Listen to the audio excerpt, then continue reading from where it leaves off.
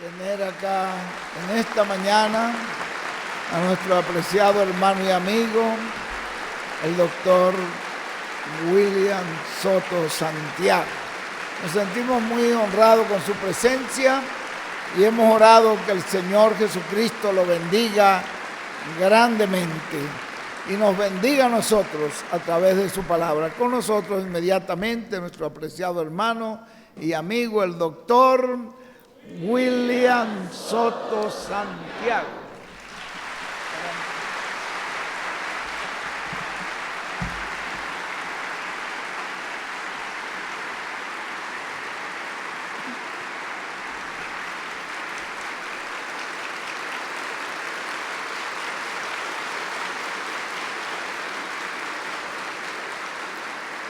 Muy buenos días, amables amigos y hermanos presentes y los que están en diferentes países, ministros, iglesias, hermanos amados que aman la palabra de Dios, aman a Jesucristo y lo han recibido como su Salvador. Que las bendiciones de Cristo, el ángel del pacto, sean sobre todos ustedes y sobre mí también. Y nos hable en esta ocasión, nos abra las Escrituras y nos abre el corazón y el entendimiento para comprender. En el nombre del Señor Jesucristo. Amén. Para esta ocasión tenemos una escritura en Apocalipsis capítulo 14,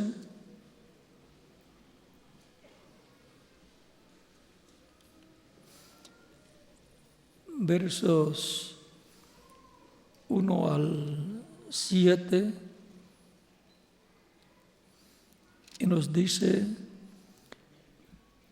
después miré, y aquí el Cordero estaba en pie sobre el monte de Sión, y con él 144,000 que tenían el nombre de él y el nombre de su Padre escrito en la frente.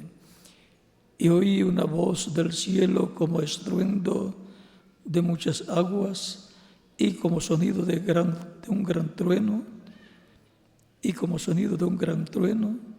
y la voz que oí era como de arpistas que tocaban sus arpas y cantaban un cántico nuevo delante del trono y delante de los 4 seres vivientes y de los ancianos, y nadie podía aprender el cántico sino aquellos 144,000 que fueron redimidos de entre los de la tierra.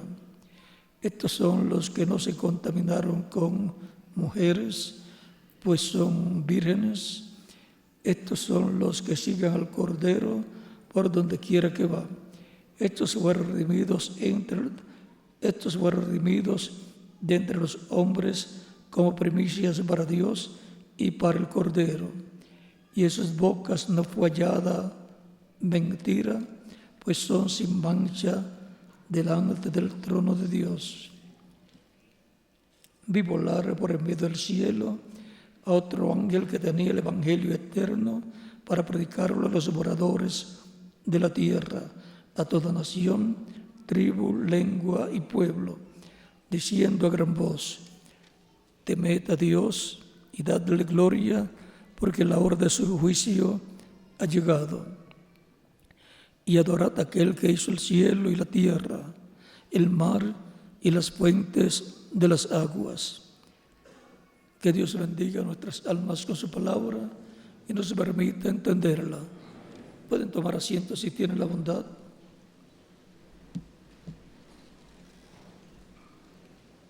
Para esta ocasión nos llama la atención el tema del Evangelio eterno para ser predicado a todos los moradores de la tierra. El Evangelio eterno para ser predicado a los moradores de la tierra. Este Evangelio Recuerden que evangelio significa buenas nuevas o nuevas noticias. Y el evangelio de la gracia son las buenas noticias de la venida de Cristo y su muerte en la cruz del Calvario, redimiendo como redentor para redimir a todos los escritos en el cielo, en el libro de la vida del Cordero, y redimir a Israel. Esa es la predicación del Evangelio de la Gracia para salvación, para todo aquel que cree en Cristo como su único y suficiente Salvador durante la dispensación de la gracia. Recuerden que para todo hay tiempo en el programa de Dios. Hay un lapso de tiempo de gracia para la humanidad de parte de Dios, para que toda persona pueda obtener el perdón de sus pecados, pueda ser limpio de todo pecado con la sangre de Cristo y ser reconciliado con Dios.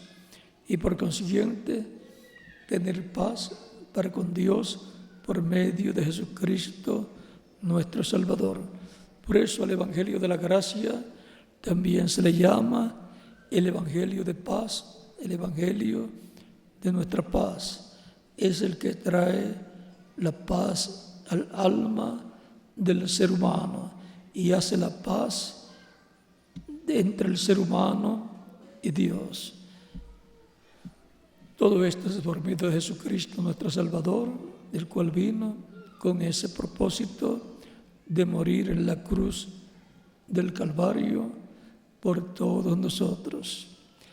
Por esa causa, cuando él leyó el pasaje de Isaías capítulo 61, lo leyó allá en San Lucas capítulo 4, versos 14 en adelante, donde dice: y Jesús volvió en el poder del Espíritu a Galilea y se difundió su fama por toda la tierra de alrededor. Y enseñaba en las sinagogas de ellos y era glorificado por todos. Vino a Nazaret, donde se había criado, y en el día de reposo entró en la sinagoga conforme a su costumbre y se levantó a leer.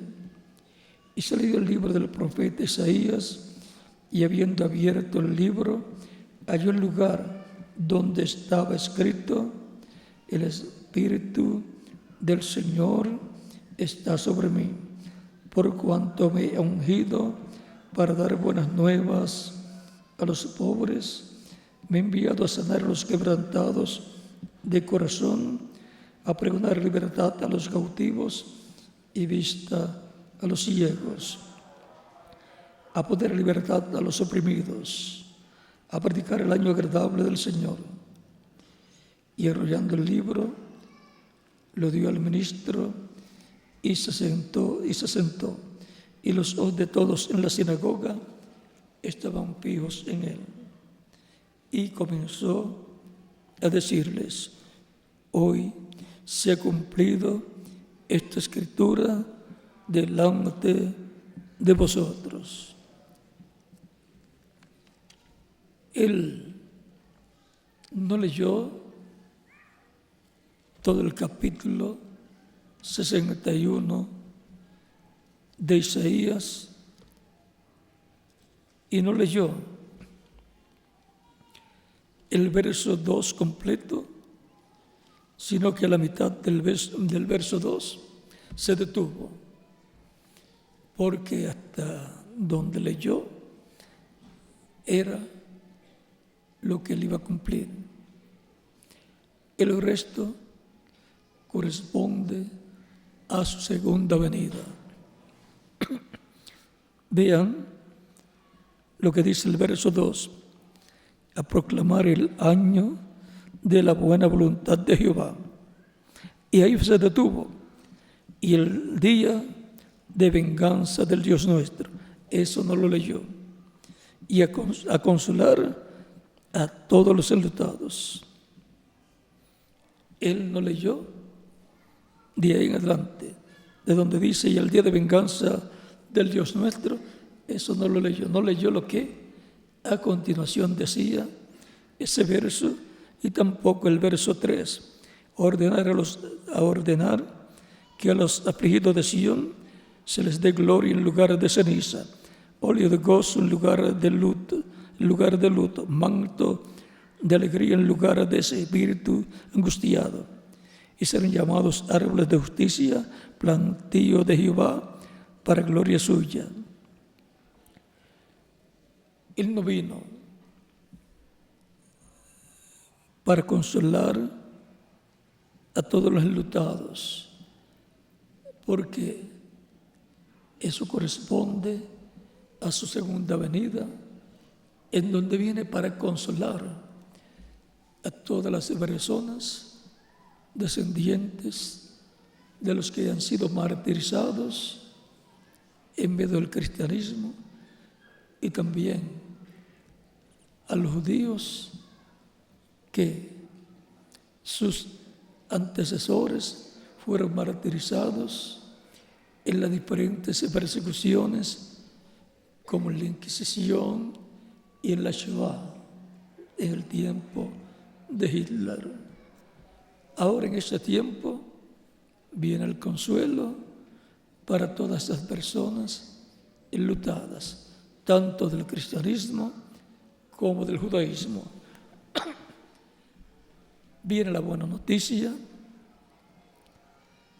de que esas personas están vivas en el paraíso, esos cuerpos angelicales,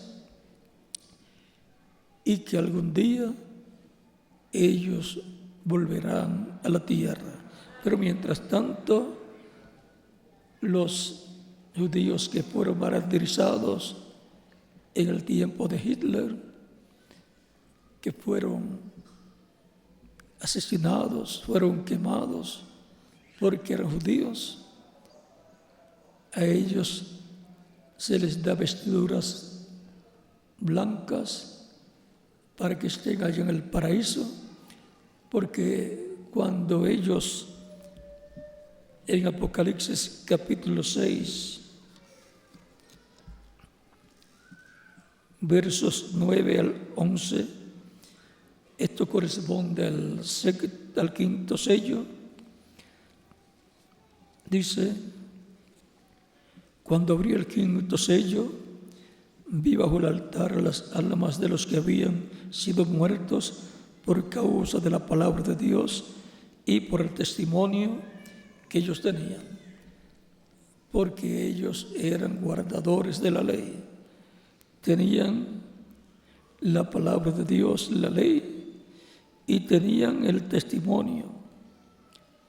Ellos daban testimonio de que eran creyentes en la ley de Moisés, que fue dada por Dios por medio del pacto a Moisés para el pueblo hebreo.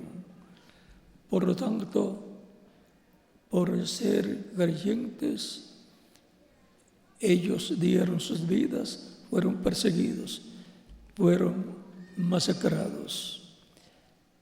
Hubo un crimen contra la humanidad al asesinar a esos judíos, y ahora se conmemora o se recuerda el día del holocausto, de la Shoah de los judíos, y se da testimonio de que fue un crimen porque ellos eran judíos, discriminación racial y discriminación religiosa también.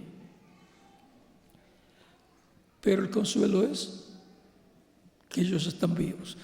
Lo que murió fue solamente su cuerpo físico, Ellos tienen cuerpos angelicales, les he dado cuerpos angelicales porque todavía se está en el tiempo de la dispensación de la gracia y les extendida la misericordia divina a ellos.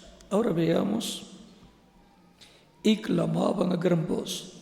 Esto es ya estando ellos en otra dimensión donde van los creyentes en Dios. Y clamaban a gran voz diciendo: ¿hasta cuándo, Señor, santo y verdadero, no juzgas y vengas nuestras sangres y juzga nuestra sangre en los que moran en la tierra? Están pidiendo venganza por la sangre que derramaron de ellos sus enemigos en el tiempo de Hitler y demás dictadores, en donde los quemaron, los masacraron por ser judíos.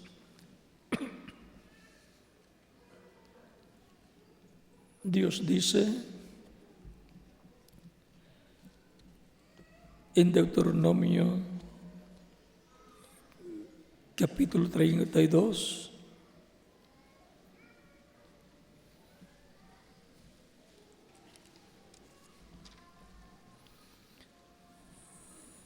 verso 35, mía es la venganza y la retribución. A su tiempo resbalará, porque el día de su aflicción está cercano. Y lo que les está preparado se apresura, porque Jehová juzgará a su pueblo y por amor de sus siervos se arrepentirá. Cuando viere que la fuerza pereció y que no queda ni siervo ni libre. Luego,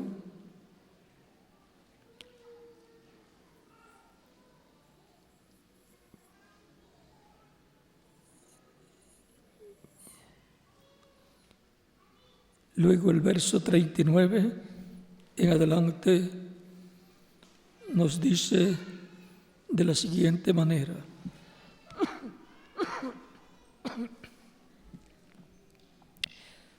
Ved ahora que yo soy, y no hay dioses conmigo. Yo hago morir y yo hago vivir. Yo hiero y yo sano.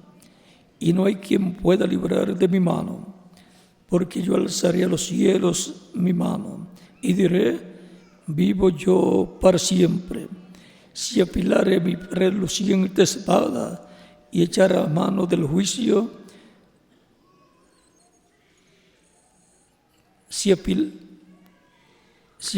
mi reluciente espada y echaré mano del juicio, yo tomaré venganza de mis enemigos y daré la retribución a los que me aborrecen.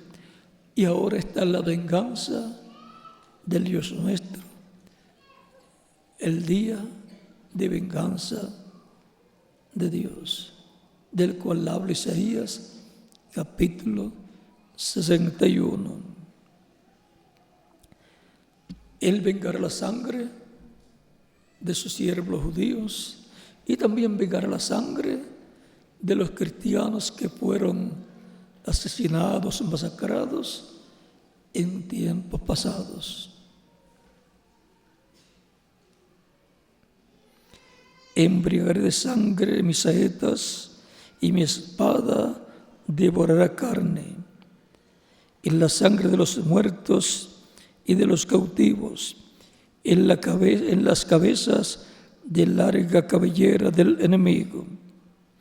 Alabad naciones a su pueblo, porque él vengará la sangre de sus siervos y tomará venganza de sus enemigos, y hará expiación por la tierra de su pueblo.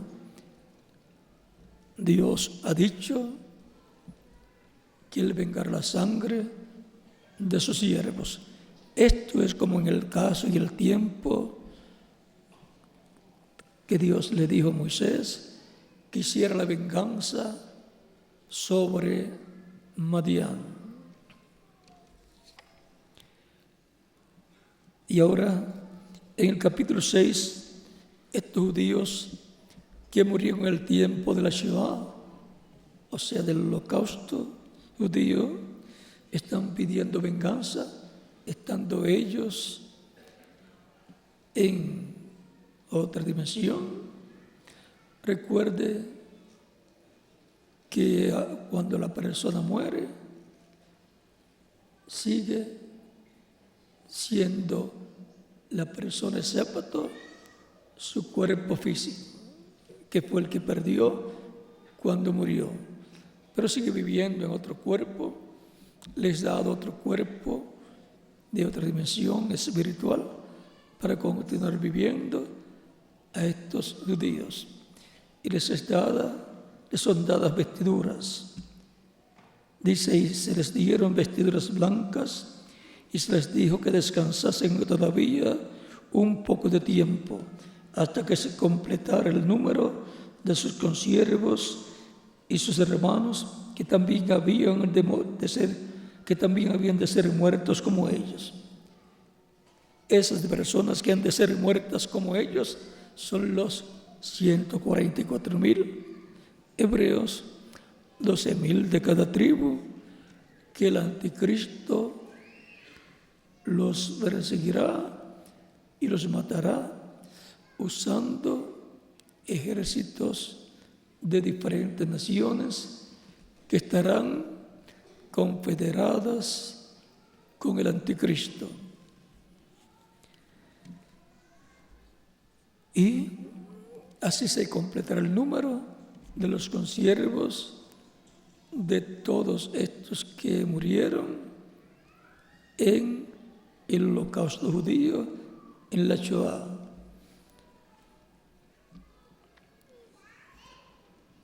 La venganza del Dios nuestro corresponde al tiempo de la gran tribulación. Ellos claman por venganza como una persona puede clamar por venganza de un familiar, su padre, su madre o sus hijos que han sido asesinados. ¿Y cómo claman por venganza? La ley de Dios y la ley de los hombres dice que la persona no se puede vengar por su propia mano. Tiene que someter su denuncia a la corte, a las autoridades, para que ellos juzguen y condenen al que hizo el crimen.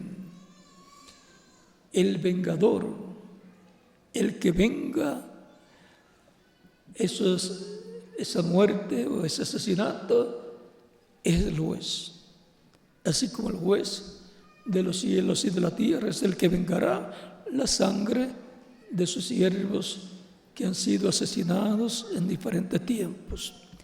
Así los jueces de las diferentes naciones son los vengadores, los que vengan las causas de los que han sido afectados. Por eso no es permitido que la persona se vengue ella misma. Para eso está el vengador, que es el juez. Están los fiscales, están los abogados también, los testigos, para que todo sea un juicio en justicia, en derecho, para que se haga justicia en y con derecho. tienen que estar también los testigos. Por eso hay sobrevivientes del Holocausto que son testigos personales de lo que pasó. Están naciones como Rusia, Estados Unidos y otras naciones que entraron con sus ejércitos al territorio y vieron lo que allí sucedió y dieron la noticia, y está en récord histórico todo lo que los ejércitos rusos y americanos y otros dieron a conocer. Esa es otra prueba, y el mismo gobierno de Alemania también da testimonio de que eso sucedió. Por eso es importante que los sobrevivientes, como testigos, den testimonio de lo que ellos vieron, de lo que ellos padecieron. Ahora Dios es el vengador y Dios conoce todas las cosas. Pero recuerden que un juez puede saber todo el caso, pero necesita las pruebas, las evidencias para hacer un juicio justo. Aunque el juez sepa toda la verdad, el juicio tiene que ser hecho en justicia. Por lo tanto, tiene que hacerse en derecho, que tanto el acusado tenga sus derechos y también el acusador tenga sus derechos. Por eso está establecido en la Biblia, el mismo Dios lo estableció, que tienen que haber 2 o 3 testigos. Para el caso de la Shoah o holocausto judío, están los testigos, las naciones que entraron con sus ejércitos y son testigos de lo que allí vieron, de lo que estaba sucediendo. Están los sobrevivientes y está también el gobierno de Alemania, que da testimonio que eso sucedió. 3 testigos. Por lo tanto, cualquiera que niegue, que diga que eso no sucedió, su testimonio se cae por el piso, porque está negando una verdad histórica, un hecho histórico, y eso también es un delito. Negar la verdad, mentir, o sea, no faltar a la verdad es delito, y por consiguiente esa persona o nación saldrá culpable también en el juicio por tratar de ocultar un crimen contra la humanidad. Pero Dios dice que Él vengará la sangre de sus siervos.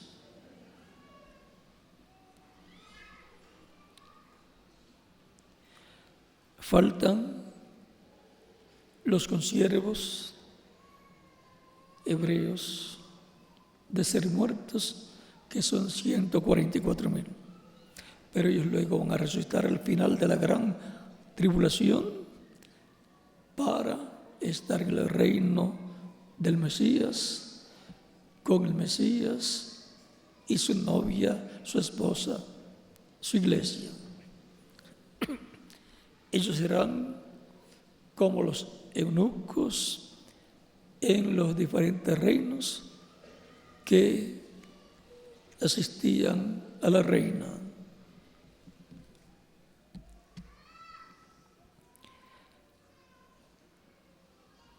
Y ahora el juicio, la venganza del Dios nuestro ocurre en el sello número 6. En el sello número 5 piden venganza a los judíos que murieron En el sello número 6, versos 12 en adelante, cuando se abre el sexto sello, se abre con el comienzo del día de venganza del Dios nuestro. Miré cuando abrió el sexto sello y aquí hubo un gran terremoto. Se abre el sexto sello con un terremoto. Y aquí hubo un gran terremoto.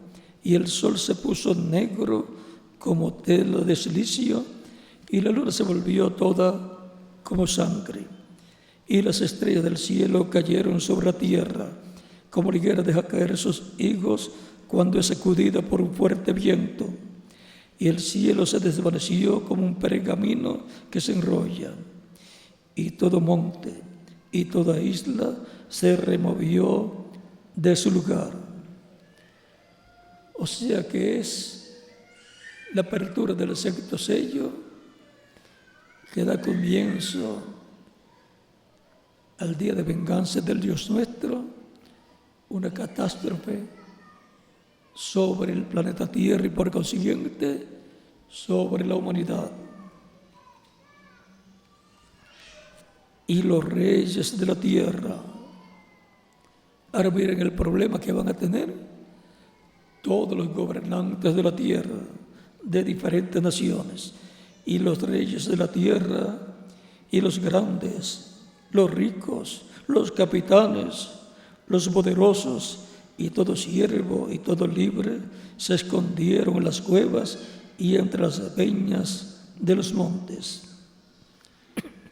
Recuerden que cuando hay un terremoto, todo el mundo debe salir de la casa, ponerse al campo libre,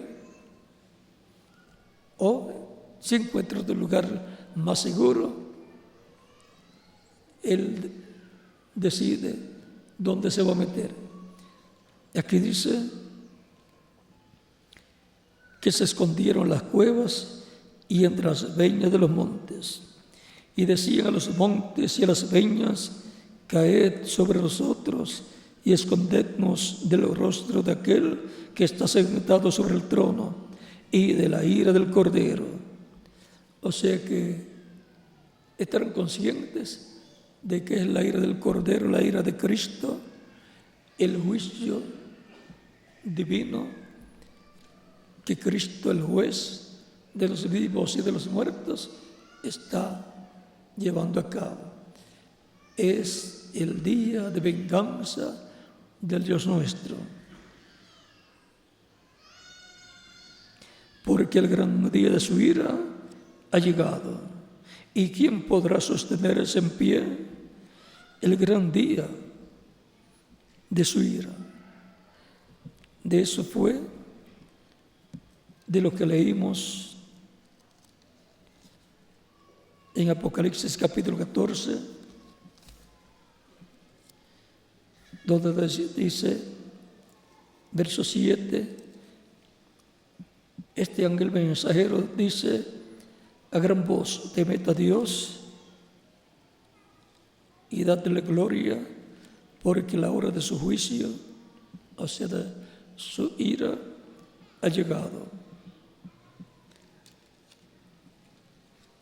O sea que habrá un mensaje, una predicación que está anunciando lo que ha de venir.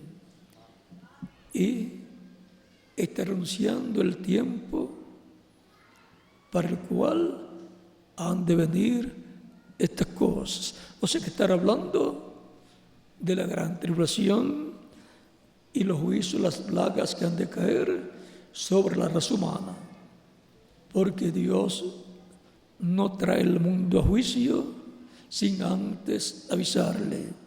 Será como el tiempo de Moisés, cuando Dios lo envió a libertar al pueblo hebreo que estaba en Egipto, y Moisés tenía el ministerio profético para Dios.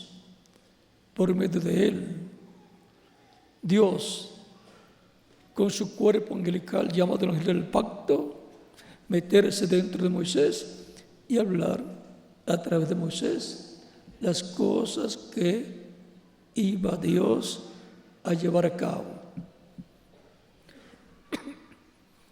Dios se las decía por visión. Por visión, Moisés las veía y escuchaba también la voz de Dios diciéndole lo que Dios iba a hacer, lo que tenía que decirle al faraón. Y Moisés iba y, ungido por el Espíritu de Dios, el Espíritu Santo, el ángel del pacto, decía: vendrán moscas, la plaga de moscas sobre Egipto. Esa era la palabra que Dios había puesto en la boca de Moisés. Moisés la hablaba ungido con el Espíritu Santo y se materializaba, porque era la palabra creadora en Moisés siendo hablada. En palabras claras, era Dios hablando su palabra creadora por medio de un hombre llamado Moisés.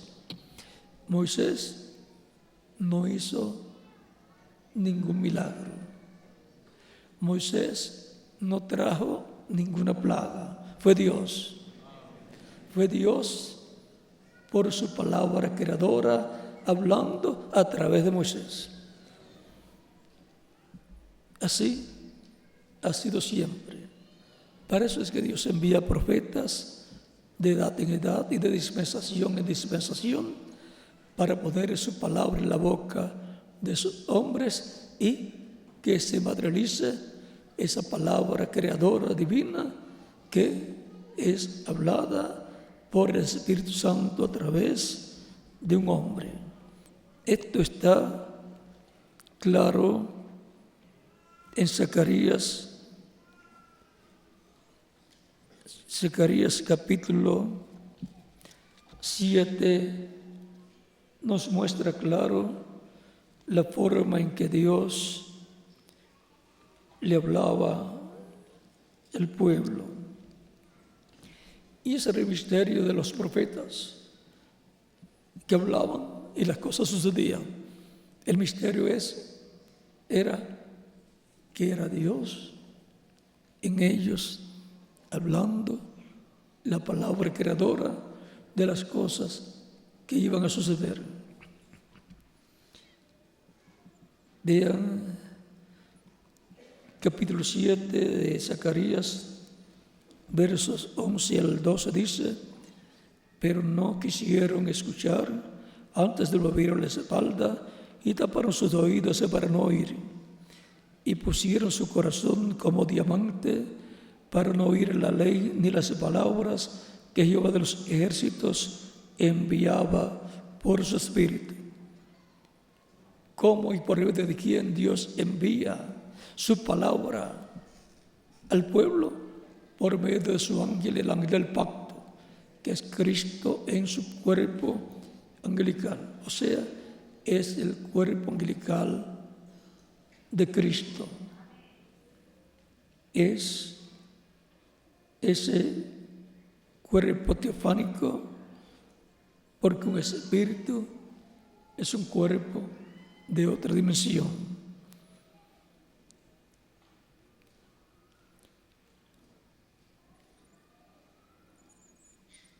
Para no oír la ley ni las palabras que Jehová de los ejércitos enviaba por su espíritu por medio de los profetas primeros. ¿Ve? Por medio de su espíritu, por medio de los profetas primeros. Era Dios. El ángel es el Espíritu Santo, el cuerpo espiritual de Dios, la imagen de Dios, y el cuerpo de carne, el profeta.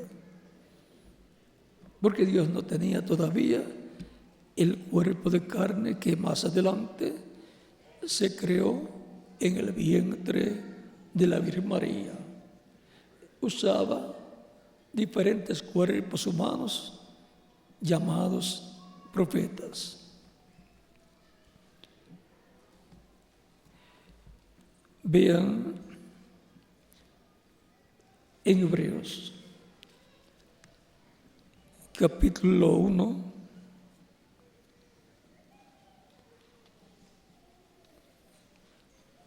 Hebreos capítulo 1, verso 1 al 3 dice: Dios, habiendo hablado muchas veces y de muchas maneras en otro tiempo los padres por los profetas. ¿Cómo Dios le habló a su pueblo?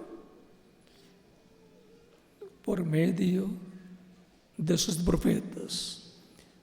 El profeta siempre ha sido el velo de carne en donde Dios se ha metido y le ha hablado al pueblo,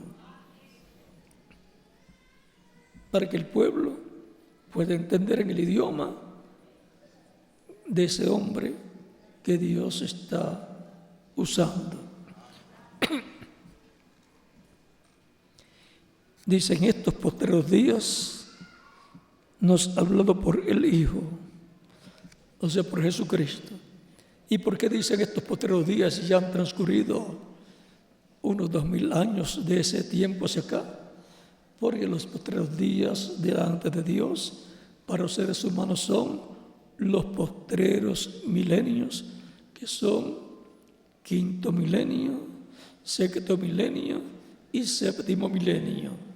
El séptimo milenio de Dan hacia acá es el día postrero delante de Dios, en el cual Cristo resucitará a todos los creyentes en Él que han muerto físicamente, y a los que estén vivos creyentes en Cristo los transformará y les dará por consiguiente un cuerpo nuevo, eterno, inmortal, glorificado y joven para toda la eternidad, igual al cuerpo glorificado que Jesucristo tiene, el cual está tan joven como cuando subió al cielo. En ese cuerpo, y ese cuerpo no se pone viejo porque es eterno, siempre permanece en la flor de la juventud. Y así también es el cuerpo espiritual, en el cual están los creyentes en Cristo que han muerto. El cuerpo espiritual o teofánico es joven también. No hay en el paraíso ancianos, ni niños tampoco. Todos son jóvenes que representan de 18 a 21 años de edad.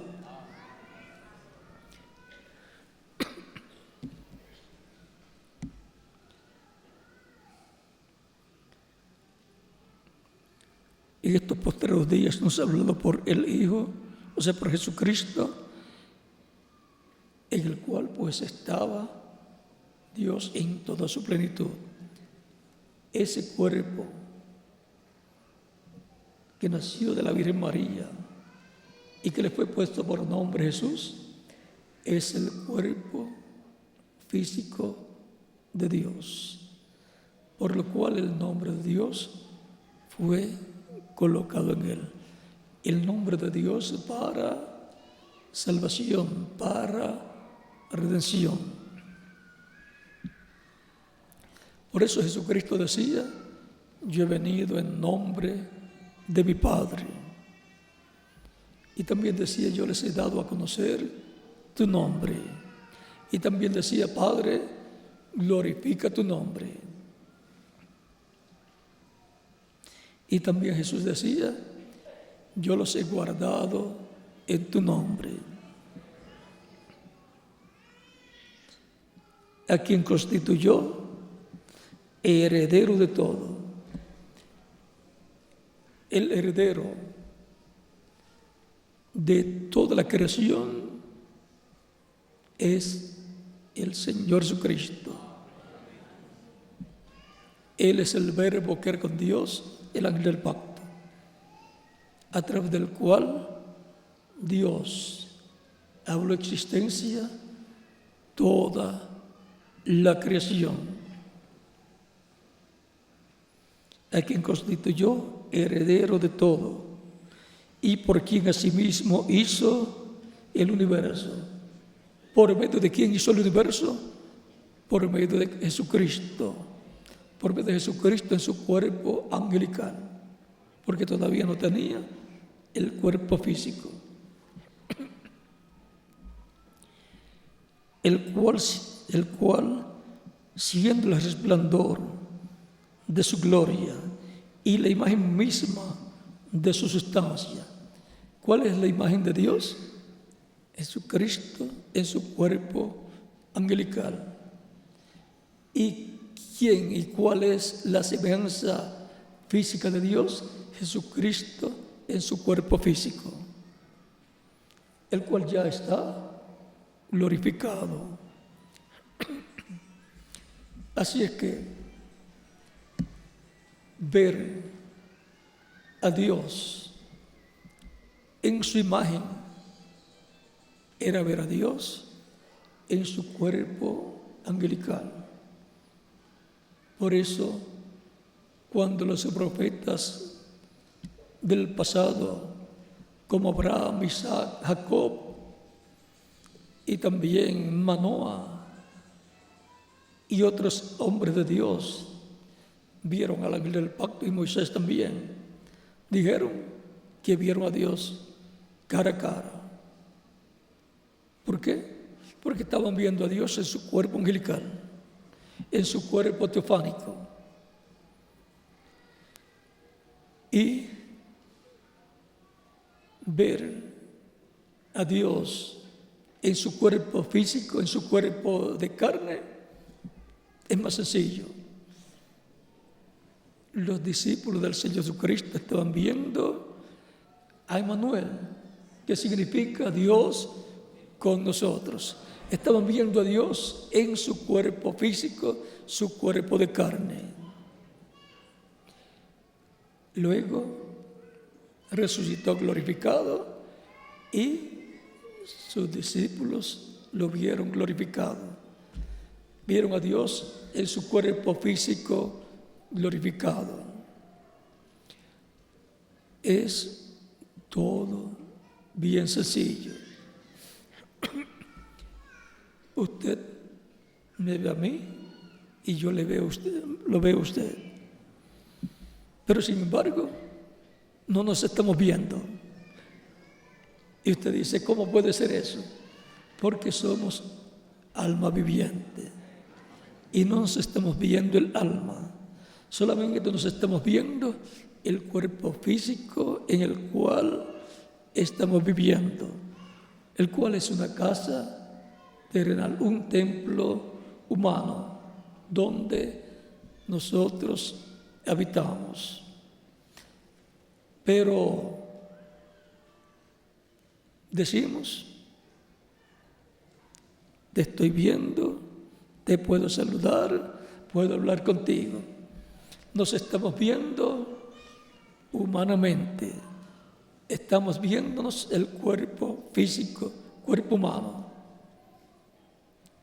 Luego, si podemos vernos el cuerpo espiritual teofánico, el espíritu, entonces estaríamos viéndonos en la imagen. Estaríamos viendo el uno al otro, la imagen del uno y del otro.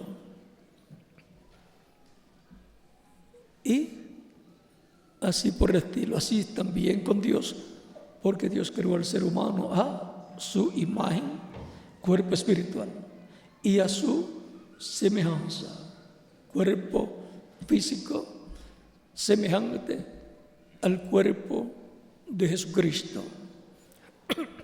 Por eso cuando Dios vino para revelarse al ser humano en forma humana, en forma de carne, ya se había reflejado eso cuando se revelaba a través de los profetas en cuerpos humanos, y cuando Dios vino para revelarse en toda su plenitud en su propio cuerpo físico, era un hombre llamado Jesús, con un oficio de carpintero.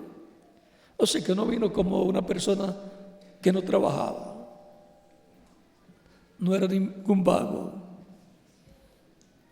Uno que creó los cielos y la tierra ahora no puede aparecer de vago. Luego, cuando comienza el ministerio mesiánico, ahí tiene más trabajo todavía. Cada creyente en Cristo es una persona de trabajo.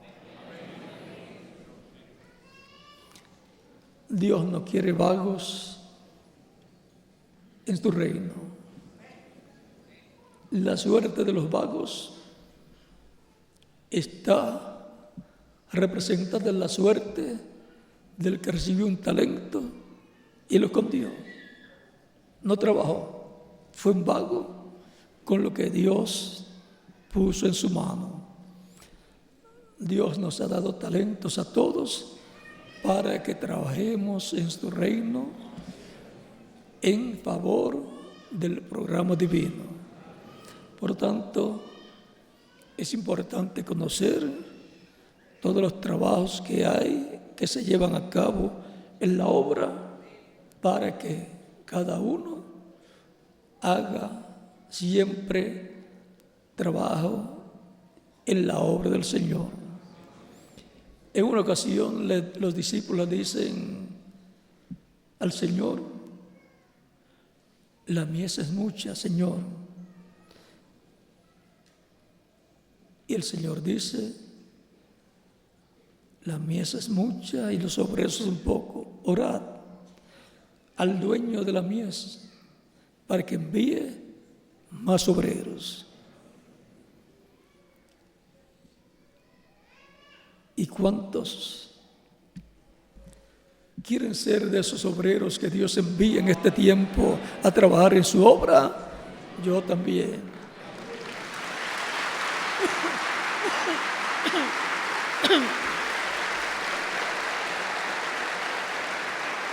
El trabajo en la obra del Señor de este tiempo final es con el cual se corona la iglesia del Señor Jesucristo.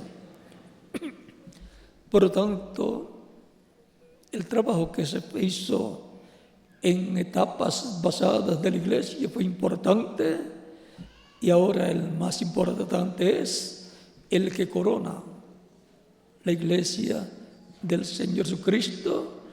Y para ese trabajo es que nosotros tenemos oportunidad de trabajar en el programa divino, porque ya no podemos decir quiero trabajar en el tiempo de San Pablo, en la labor que él está haciendo, porque ya ese tiempo pasó. A nosotros nos ha tocado el mejor tiempo. Nos ha tocado trabajar en el tiempo de la tarde, que es el tiempo de la cosecha. Es el tiempo en donde se entrelazan dos dispensaciones. La dispensación del reino se entrelaza con la dispensación de la gracia. Por lo tanto, la luz de la dispensación del reino se entrelaza con la luz de la dispensación de la gracia. Por lo tanto, es en el tiempo de la tarde donde hay ese entrelace de un día que está terminando con otro día que comienza. Y el sol marca el tiempo de la tarde. Y cuando usted mira el sol marcando el tiempo de la tarde, ¿para dónde mira? Para el oeste. Y el territorio marcado con el oeste es el continente americano. el día de la dispensación de la gracia se completará en el tiempo de la tarde en el territorio que corresponde al tiempo de la tarde, que es el oeste, continente americano, en donde se cumplió la séptima etapa o edad de la iglesia gentil en Norteamérica, y solamente resta la América Latina y el Caribe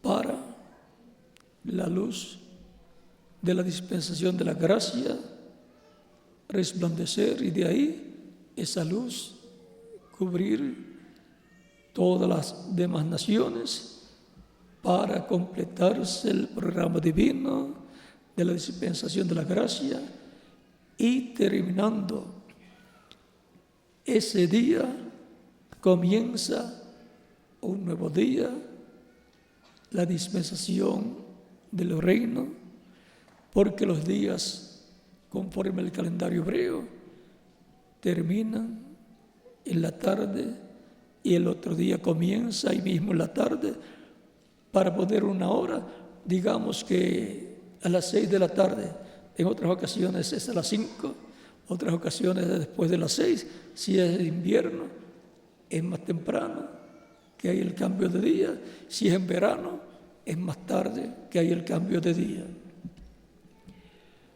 Cuando termina el día a la caída del sol, el sol sigue alumbrando y usted dice todavía estamos de día, pero desde la caída del sol, en donde termina el día, el resto de luz que sigue siendo vista, aunque no se vea el sol,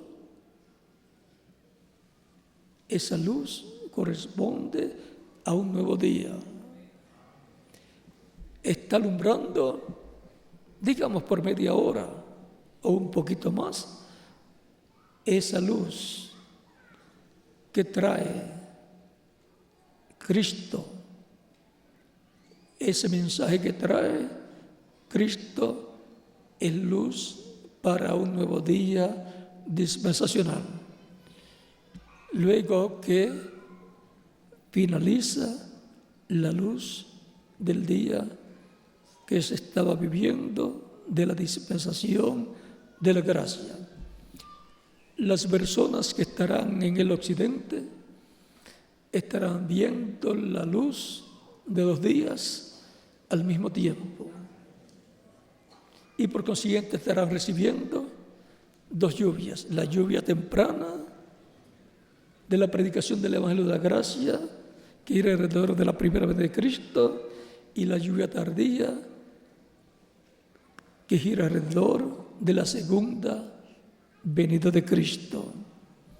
Estarán escuchando, recibiendo la lluvia del Evangelio de la Gracia y la lluvia del Evangelio del Reino. Y la luz que el sol en el tiempo de la tarde, luego que termina el día, esa luz que trae el sol, luego sale por el oriente, por el este, la tierra de Israel, y ellos van a ver lo mismo que en el oeste estuvieron viendo, lo mismo que en el continente americano estuvieron viendo, será lo que van a ver luego allá en el este, en la tierra de Israel, porque es el mismo sol, es el mismo Cristo regresando a los judíos. Por eso el séptimo sello, que es la venida del Señor para su iglesia, es lo mismo que Moisés y Elías, que los 2 olivos para los judíos. Por lo tanto,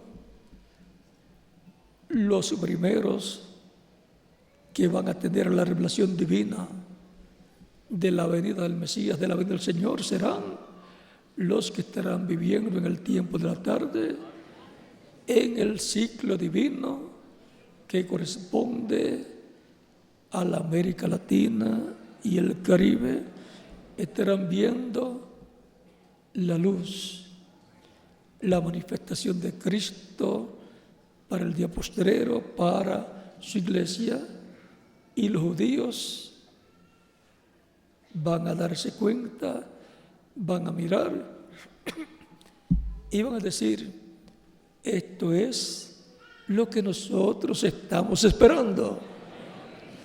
Pero en el oeste, Él no viene por ellos, Él viene por su iglesia que está en el ciclo divino correspondiente al oeste. Cristo mismo dijo: porque el Hijo del Hombre vendrá en la hora que no pensáis.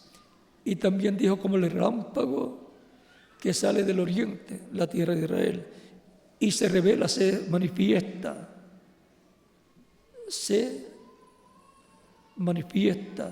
se revela en el oeste. La revelación del Hijo del Hombre es para el oeste.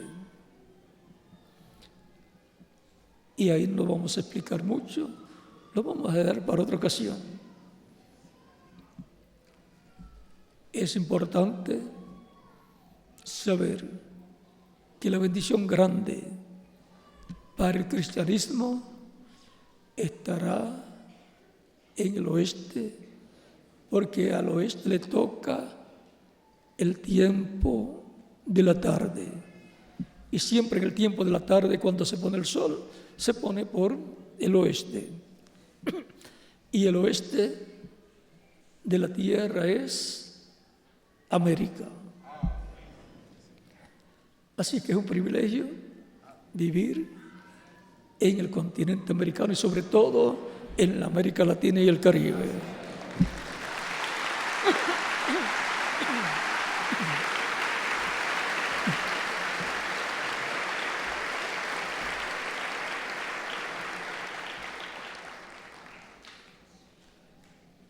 Actualmente, cuando vemos a través de las noticias que el viejo mundo, Europa, está con graves problemas, encontramos que la América Latina y el Caribe no está tan mal como están en Europa. Algo grande Dios tiene para coronar la dispensación de la gracia, coronar su iglesia, darle la fe para ser transformados y llevados con Él a la cena de las bodas del Cordero, porque su iglesia no va a ser juzgada. El juicio de la gran tribulación será para los que no creen en Jesucristo y no están en el cuerpo místico de Cristo nuestro Salvador.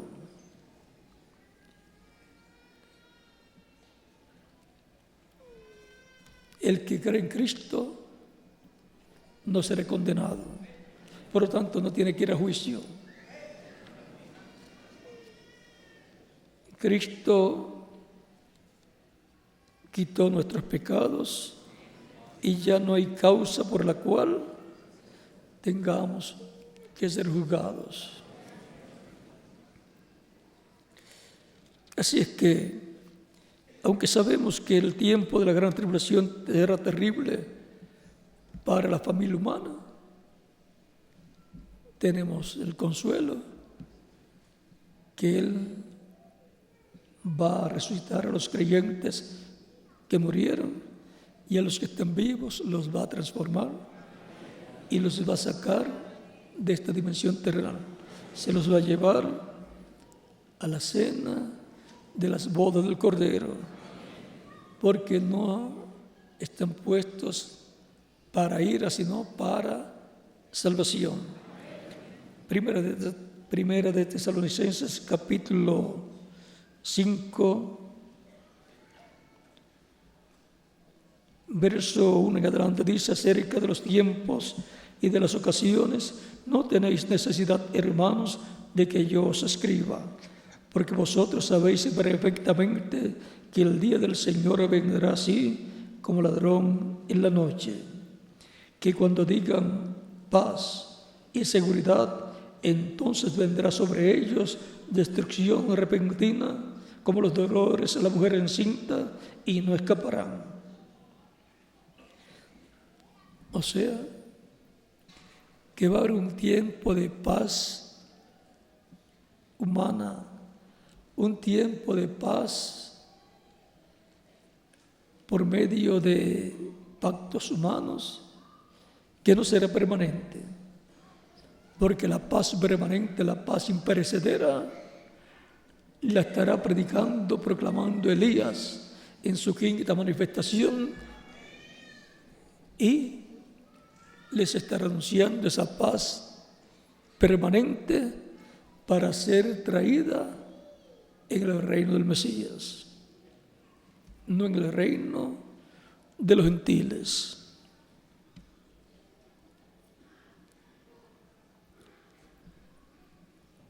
Mas vosotros, hermanos, no estáis en tinieblas para que aquel día os sorprenda como ladrón, porque todos vosotros sois hijos de luz e hijos del día.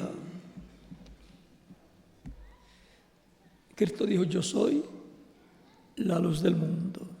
El que me sigue no andará en tinieblas, mas tendrá la luz de la vida. Capítulo 8, verso 12 de San Juan. Si Él es la luz, los creyentes en Él son hijos de luz. Por lo tanto, son luz también. Vosotros sois la luz del mundo.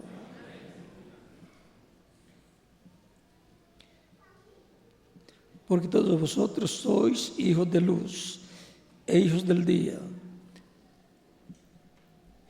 Y siendo hijos de luz de Cristo en su manifestación de la luz de la tarde,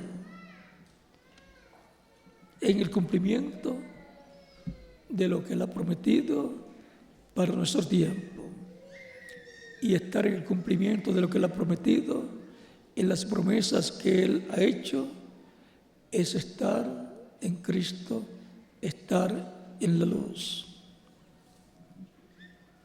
No somos de la noche ni de las tinieblas. Por tanto, no durmamos como los demás, sino velemos y seamos sobrios.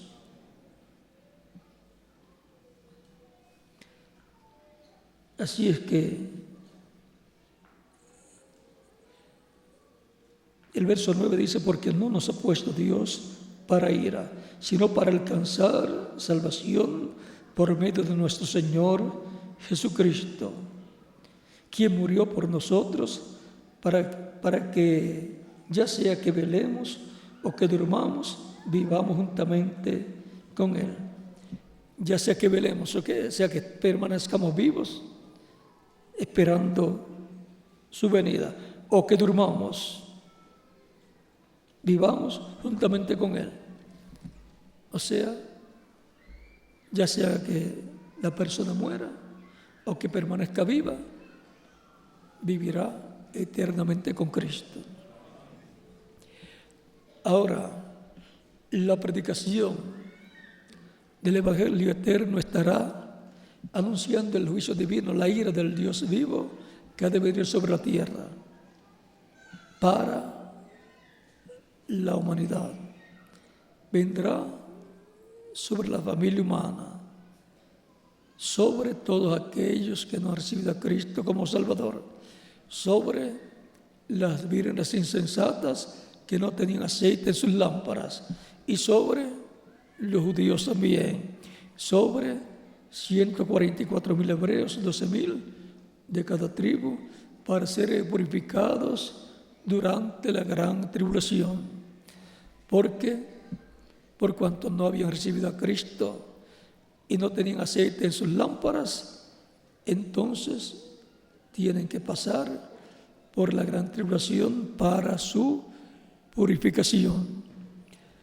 La gran tribulación con sus juicios purificará el planeta Tierra y purificará a todos los que van a vivir en el reino del Mesías.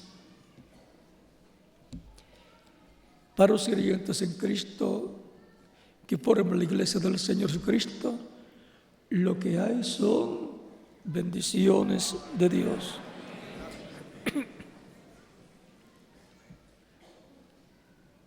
Dice San Pablo en Primera de Tesalonicenses,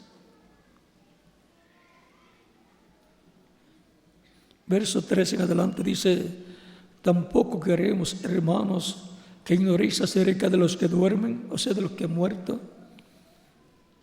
para que no os entristezcáis como los otros que no tienen esperanza. Porque si creemos que Jesús murió y resucitó, así también traerá Dios con Jesús a los que durmieron en él.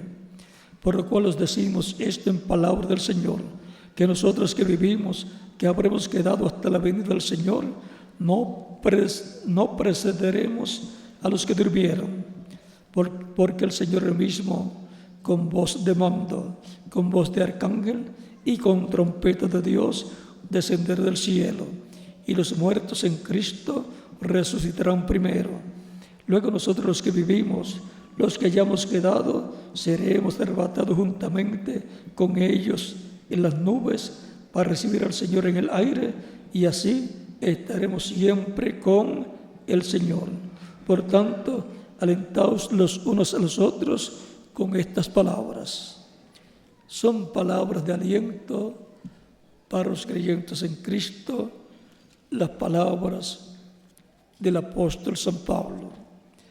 Vean también Primera de Corintios, capítulo 15,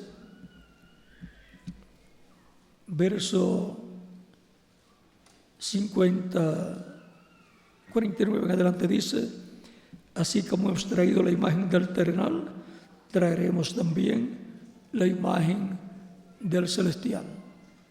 Por lo tanto, la promesa es que los creyentes en Cristo serán a imagen y semejanza de Dios, a imagen y semejanza de Jesucristo. Pero esto digo, hermanos, que la carne y la sangre no pueden heredar el reino de Dios, ni la corrupción hereda la incorrupción. O sea, que no vamos a vivir eternamente con estos cuerpos mortales, porque son cuerpos temporales.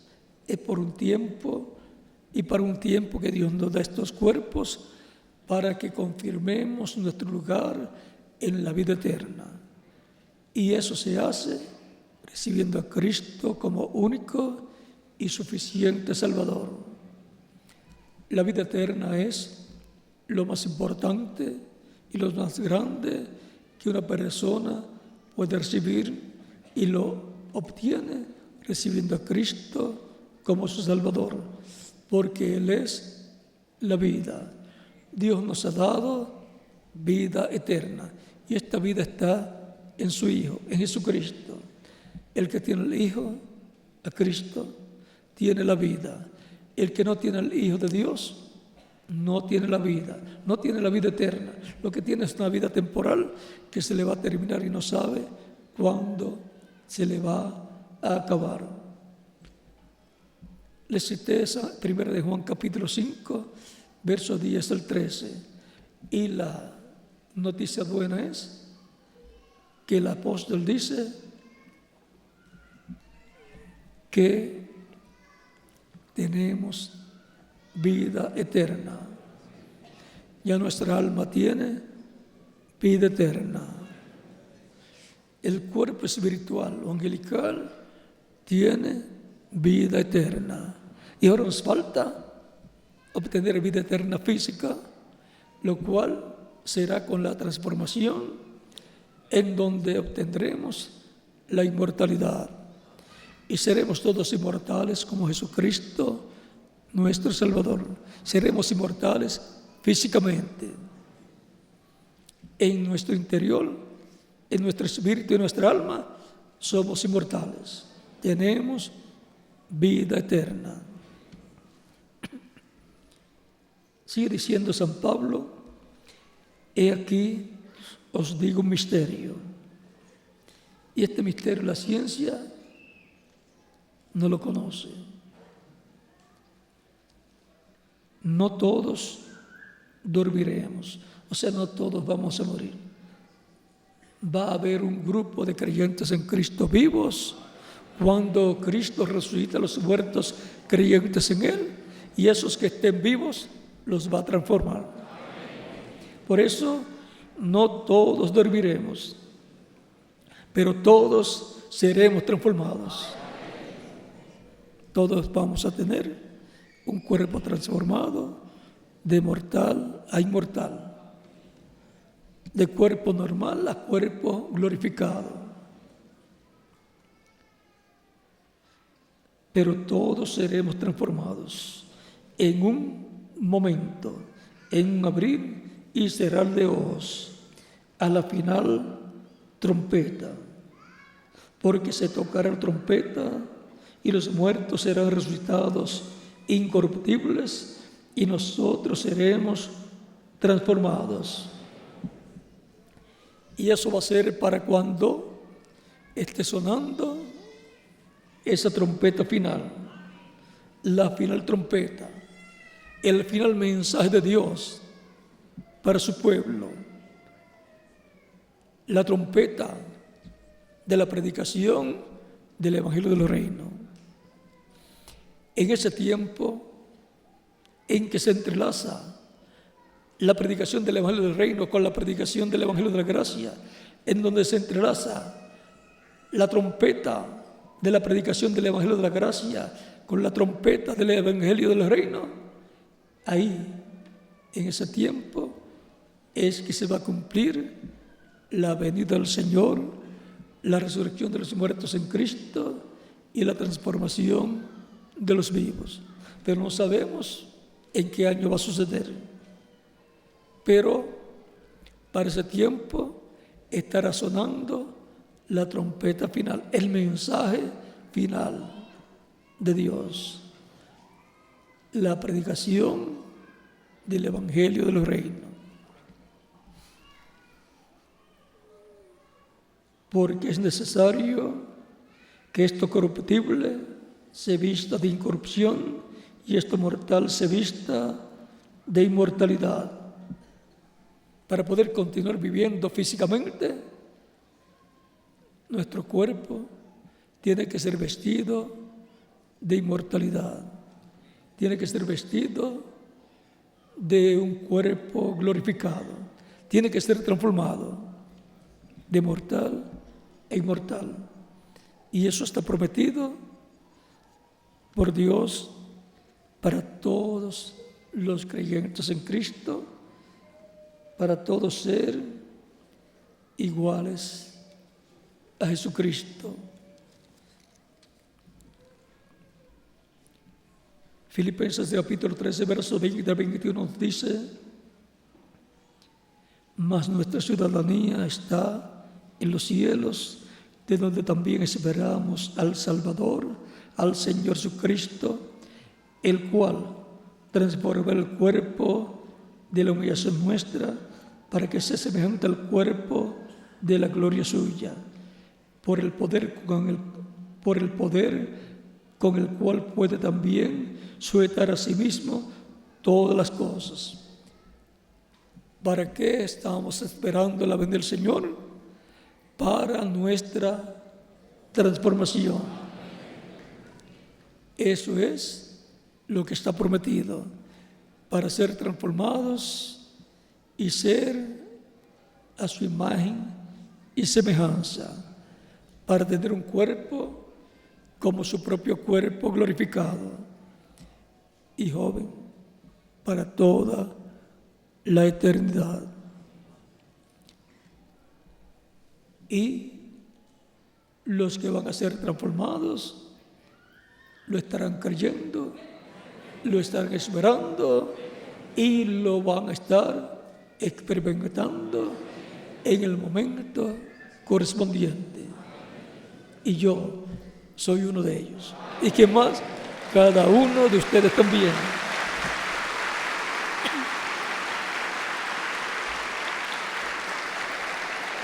Si hay alguna persona que todavía no está preparado para recibir la venida del Señor, recibir la fe para ser transformado y ser llevado con Cristo a la cena del boda del Cordero, puede recibirlo ahora como su Salvador para que esté preparado para venir el Señor y para la transformación de su cuerpo, para lo cual puede pasar a la frente y estaremos orando por usted.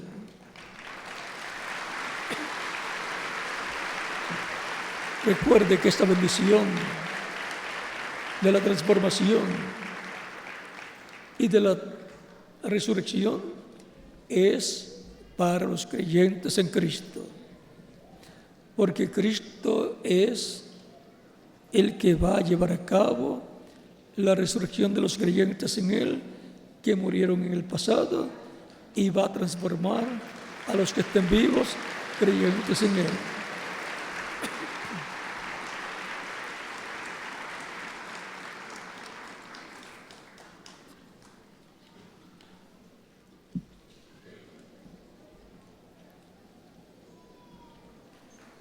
Hemos visto nuestro tema, el tema sobre la predicación del Evangelio eterno y los juicios que serán hablados, pero eso no nos aterra porque hemos recibido a Cristo como nuestro Salvador y Cristo nos va a llevar con Él a la casa de nuestro Padre Celestial, al cielo, para estar con Él en la cena de las bodas del Cordero, que es la fiesta más importante que se haya llevado a cabo en el cielo. En la fiesta de la cena o recepción de las bodas de Cristo y su iglesia.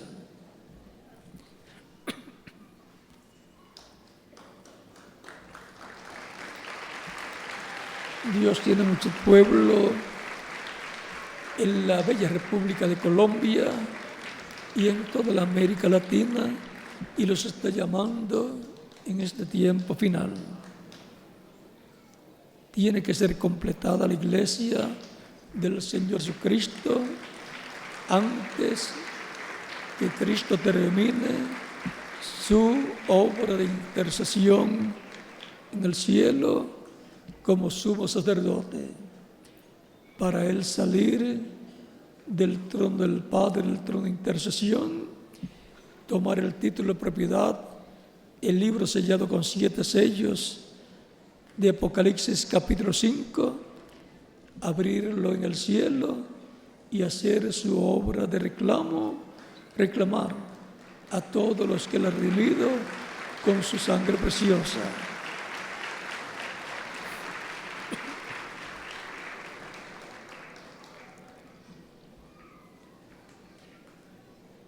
La vida es lo más grande que tenemos. Y esta vida terrenal, aunque es temporal, es lo más grande que tenemos actualmente.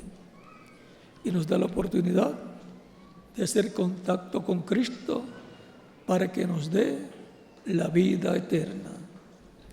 Él dijo: mis ovejas oyen mi voz y me siguen. Y yo las conozco y yo les doy vida eterna y no perecerán jamás. Mi Padre que me las dio es mayor que todos y nadie las puede arrebatar de la mano de mi Padre. Mi Padre y yo, una cosa somos. San Juan capítulo 10, versos 27 al 30. En las manos de Cristo estamos seguros. En las manos de Cristo viviremos eternamente. Él nos imparte la vida eterna para tenernos con Él en su reino por toda la eternidad. Es tan grande el amor de Dios para con nosotros que dice el apóstol Pablo y el mismo Jesucristo, dice en San Juan capítulo 3, verso 16, porque de tal manera amó Dios al mundo que ha dado a su Hijo unigénito, para que todo aquel que en Él cree no se pierda, mas tenga vida eterna. Y San Pablo en Romanos capítulo 5, verso 6 al 10 nos dice, porque aun siendo pecadores, vamos a leerlo,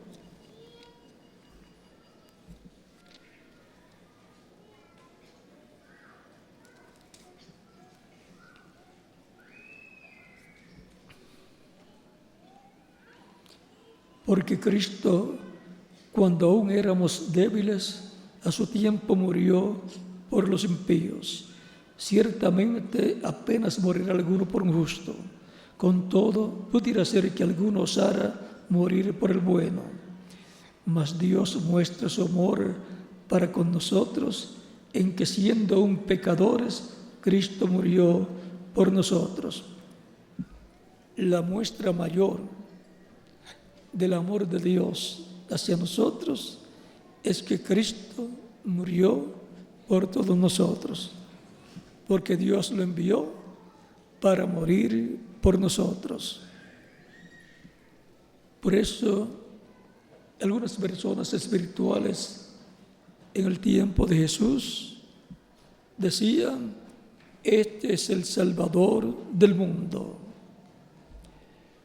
La humanidad todavía no ha comprendido que está existiendo porque Jesucristo murió en la cruz del Calvario. Porque el tiempo en que Cristo murió, toda la humanidad tenía que morir. Pero Cristo tomó el pecado de todos nosotros, se hizo pecado por nosotros y murió por nosotros por causa de nuestros pecados, y así salvó a la familia humana de la muerte, de la destrucción. Pero Cristo dijo, tengo poder para poner mi vida y tengo poder para volver a tomar. Lo que Cristo hizo por la familia humana, por la raza humana, todavía la humanidad no lo ha comprendido. Pero los que lo han comprendido, podemos decir, estamos vivos porque Cristo murió en la cruz del Calvario por todos nosotros. Vamos a orar por las personas que han venido a los pies de Cristo, por lo cual vamos a estar puestos en pie. En las diferentes naciones también pueden estar puestos en pie para orar por todos ustedes a Dios. Los niños de 10 años en adelante también pueden venir a los pies de Cristo. Con nuestras manos levantadas a Cristo al cielo y nuestros ojos cerrados. Padre Celestial, en el nombre del Señor Jesucristo, vengo a ti con todas estas personas que están recibiendo a Cristo como único y suficiente Salvador. Recíbelo, Señor, en tu reino, te lo ruego, en el nombre del Señor Jesucristo. Amén. Y ahora repita conmigo esta oración, los que han venido a los pies de Cristo en estos momentos. Señor Jesucristo, escuché la predicación de tu Evangelio y nació tu fe en mi corazón. Creo en ti con toda mi alma. Creo en tu primera venida. Creo en tu nombre como el único nombre bajo el cielo dado a los hombres en que podemos ser salvos. Creo en tu muerte en la cruz del Calvario como el sacrificio de expiación por nuestros pecados. Reconozco que soy pecador y necesito un Salvador, un Redentor. Doy testimonio público de mi fe en ti y de tu fe en mí, y te recibo como mi único y suficiente Salvador. Te ruego perdones mis pecados y con tu sangre me limpies de todo pecado y me bautices con Espíritu Santo y fuego, luego que yo sea bautizado en agua en tu nombre, y produzcas en mí el nuevo nacimiento. Quiero nacer de nuevo, quiero nacer en tu reino. Sálvame, Señor. Haz realidad en mí la salvación que ganaste para nosotros, para mí, en la cruz del Calvario. Te lo ruego en tu nombre glorioso y eterno, Señor Jesucristo. Amén y amén. Con nuestras manos levantadas a Cristo, todos decimos: la sangre del Señor Jesucristo me limpió de todo pecado. La sangre del Señor Jesucristo me limpió de todo pecado. La sangre del Señor Jesucristo me limpió de todo pecado. Amén.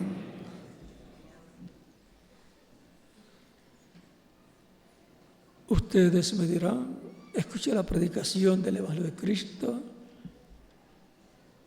lo he recibido como mi Salvador. Pues Él dijo: id por todo el mundo y predicad el Evangelio a toda criatura. El que creyere y fuere bautizado será salvo, mas el que no creyere será condenado.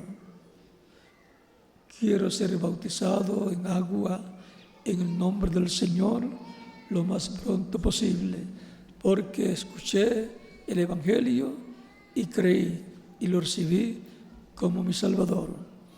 La pregunta desde lo profundo de vuestro corazón es: ¿cuándo me pueden bautizar? Por cuanto usted ha creído en Cristo como su Salvador y lo ha recibido, bien puede ser bautizado. El bautismo en agua no quita los pecados. El bautismo en agua es tipológico. El mismo Cristo fue bautizado por Juan, y luego el Espíritu de Dios, el Espíritu Santo, vino sobre Jesús cuando subió de las aguas bautismales. Y fue Cristo el que dijo que fuéramos bautizados todos los que creeríamos en Él. Por lo tanto, es un mandamiento del Señor Jesucristo, en el cual la persona se identifica con Cristo en su muerte, sepultura y resurrección.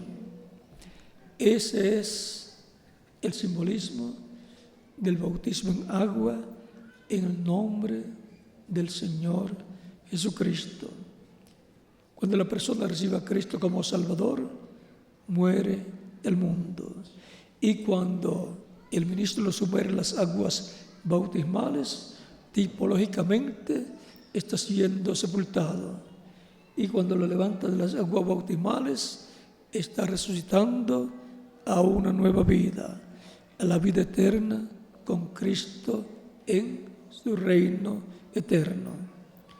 Por lo tanto, comprendiendo el significado, el simbolismo del bautismo en agua en el nombre del Señor, bien pueden ser bautizados e identificarse así con Cristo en su muerte, sepultura y resurrección.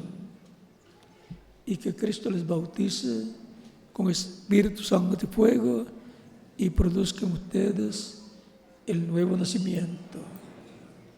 Y nos continuamos viendo eternamente en el reino de Cristo con Jesucristo por toda la eternidad. Dejo al ministro para que les indique cómo hacer para ser bautizados en agua, los que reciben a Cristo como Salvador, y en cada país dejo al ministro correspondiente.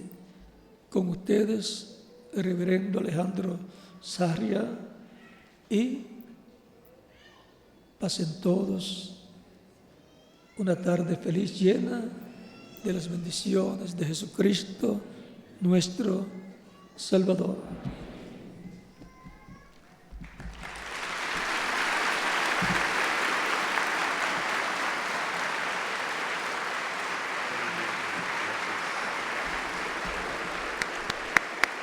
Damos gracias a Dios.